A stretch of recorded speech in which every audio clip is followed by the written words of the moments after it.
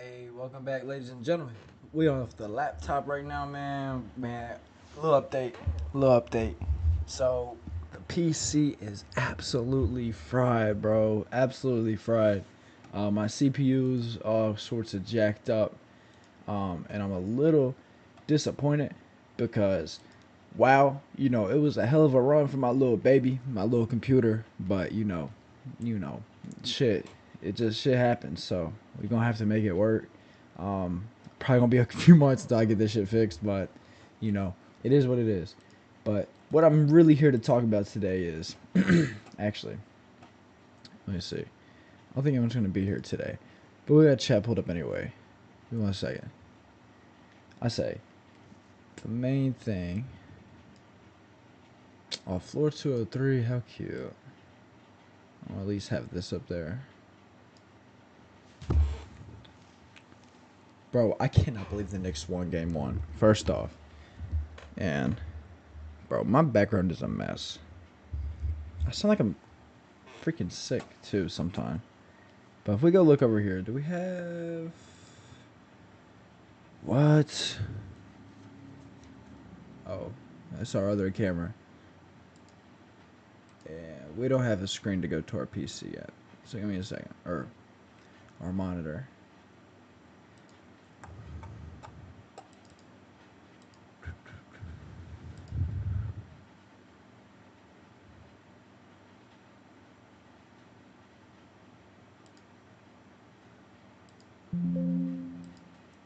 Give me just 1 second, sorry.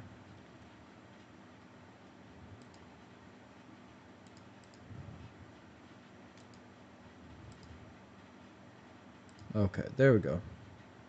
And now we gotta get the camera back, sorry.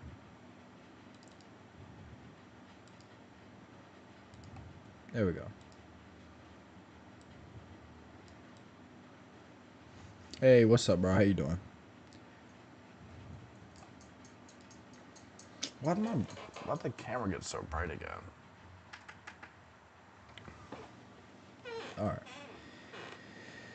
Well, ladies and gentlemen, the New York Knicks absolutely upset the Spurs game one. And I'm actually shocked. Now, I'm going to be completely honest here. I'm pretty disappointed in my prediction because what I said before the game started was I thought the Spurs were going to win by like 8.5.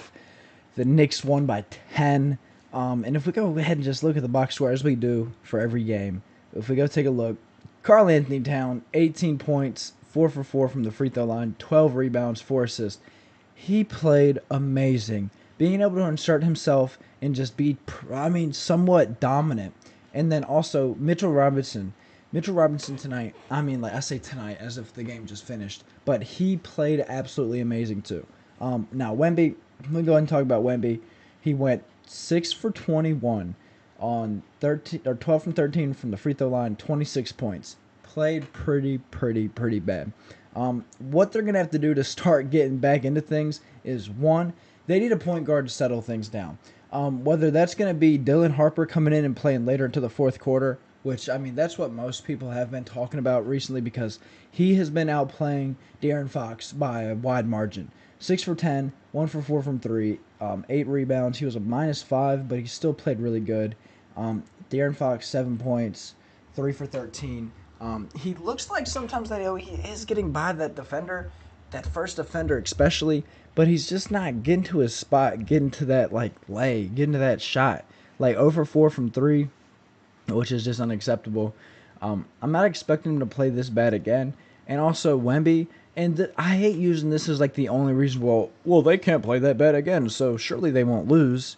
But like, you get 2 from 9 from Victor, you get 5 from 10 from Champagny, but he missed 4 straight. He started off what was it 4 for 5 or was it 5 for 6? No, 5 for 6. And they missed his last 4. But you had a warm first half or a hot first half, cold second half. But Devin Vassell 4 for 11. Usually expect better. Stephon Castle's still playing decent though, 7 for 16. Only 2 free throws though. You expect him to get more free throws, get to the rack more. Harrison Barnes, you don't expect nothing from. Literally though, I mean, Shannon Sharp, I thought was absolutely doing way too much. I was watching this podcast the other night, and he was saying, Harrison Barnes, 0-0-0-0. Why is he even on the court? Why is he even on the floor? He was like on his ass. I mean, on his ass, bro. It was bad. But I mean, I almost can't disagree with him. I mean, like, it is kind of getting to the point where it's like, well, they kind of need a guy. And I know Carter Bryant, 4 minutes. I don't really remember exactly what he was able to even do in those 4 minutes, but I like to see him get more minutes too, especially over Harrison Barnes right now. I mean, like, bro, surely Carter Bryant can go out there and do better than 0 for 2 with a -2 overall with 1 assist and 2 rebounds. Like, surely.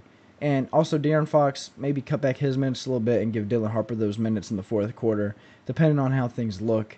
Luke Cornett hasn't been able to do as much in this game one like he was able to do in that game 7 versus OKC. But again, Jalen Brunson, 30 points, 31 shots.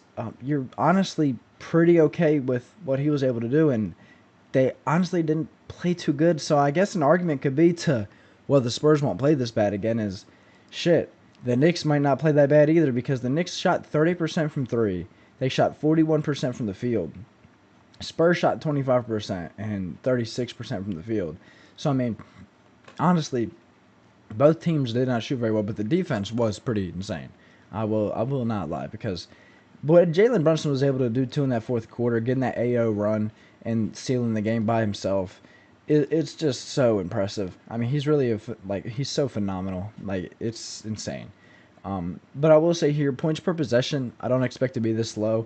1.04 for the Knicks, 0.96 for the Spurs, which, I mean, like, usually the Spurs were looking more at like 1.15, 1.2 when they were having like real good games against OKC.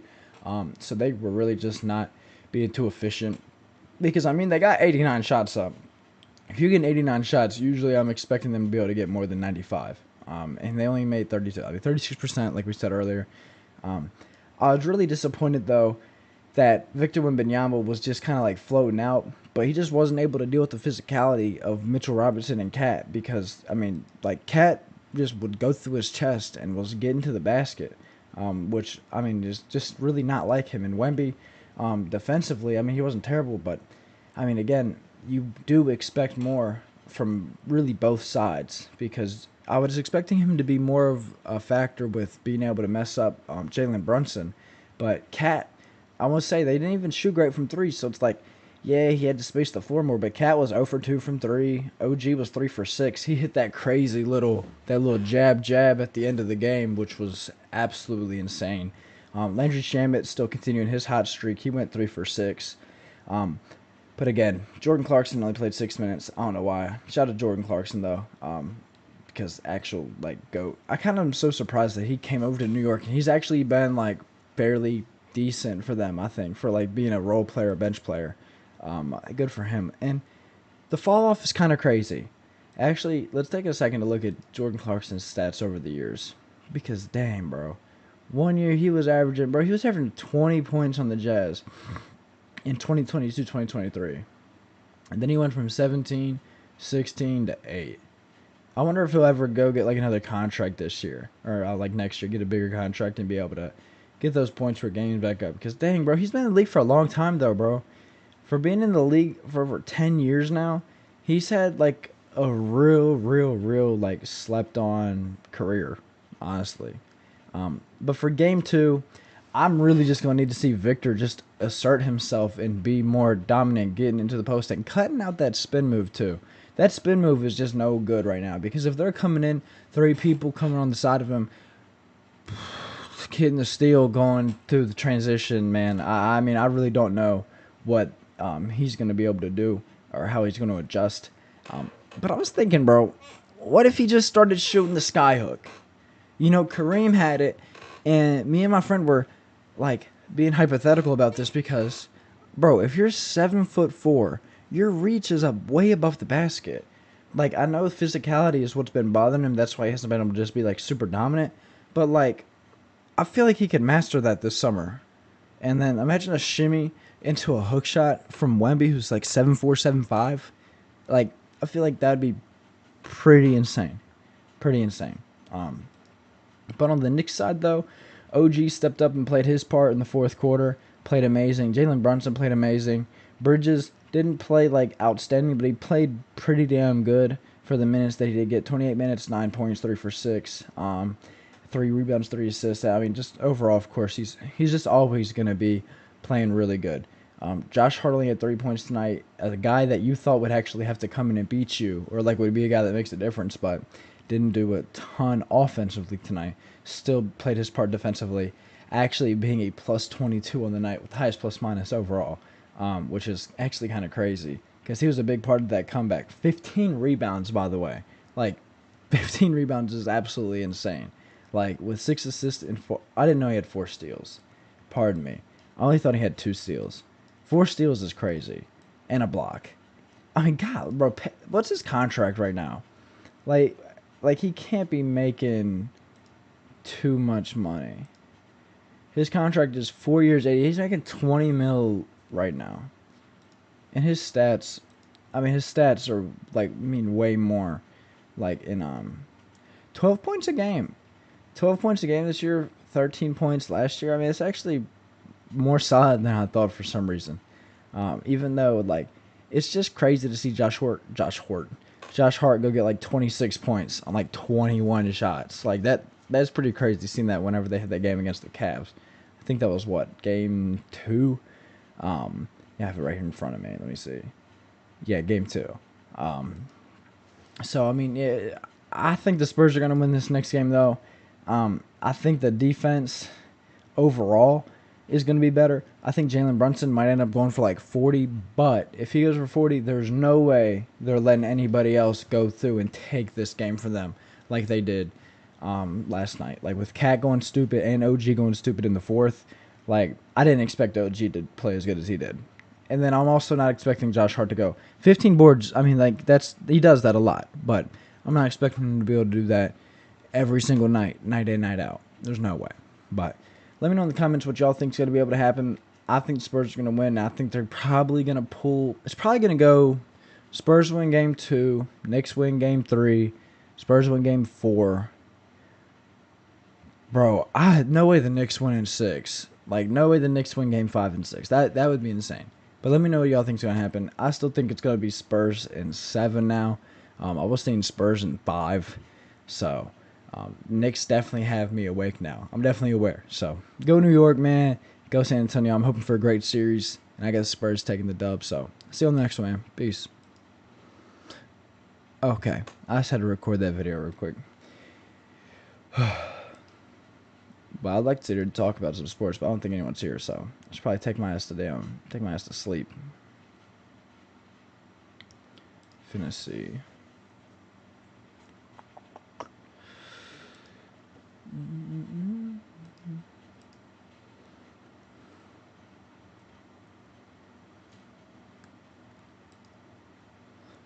It is actually so sad that I broke my computer. It's so sad I stopped streaming, bro. I used to really like low-key be on my YouTube shit a little bit. Very little bit. But it was low-key.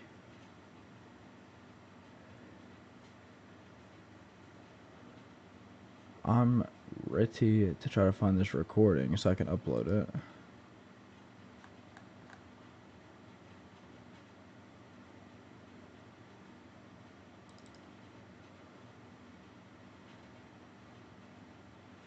Cool. Well, I guess I'll see y'all too later then, man, because ain't nobody here. But, hey, we went live. So, shout out to Musk. Shout out to Micah.